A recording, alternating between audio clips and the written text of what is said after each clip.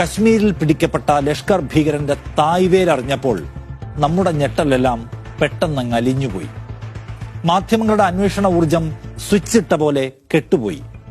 കാരണം പിടിക്കപ്പെട്ട ലഷ്കർ കമാൻഡർ ബിജെപിയുടെ മുൻ IT സെൽ മേധാവിയായിരുന്നു, സജീവ പ്രവർത്തകനായിരുന്നു.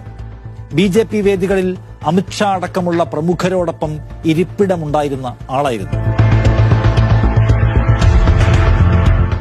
രാജസ്ഥാനിലെ ഉദയ്പൂരിൽ മതതീവ്രവാദത്തിന്റെ പേരിൽ തയ്യൽ തൊഴിലാളിയെ നിഷ്ഠൂരമായി കൊന്നുതള്ളിയ പ്രതികളിൽ ഒരാൾക്കുണ്ടായിരുന്നു സജീവമായ ബിജെപി ബന്ധം. ഇതൊക്കെ അറിയുമ്പോൾ എങ്ങനെ ഞെട്ടും നമ്മുടെ ദേശീയ ഭക്ത മാധ്യമങ്ങൾ. രാജ്യസ്നേഹത്തിന്റെ മൊത്തക്കുത്തക അവകാശപ്പെടുന്നവരിൽ നിന്ന് ഇത്തരം രാജ്യവിരുദ്ധർ ഉയർകൊണ്ടുവരുമോ? അത് വിശ്വസിക്കാൻ അന്വേഷണ ഏജൻസികൾക്കും മാധ്യമങ്ങൾക്കും മാത്രമല്ല നമുക്കാകെയും ഇത്തിരി പാടാണ്.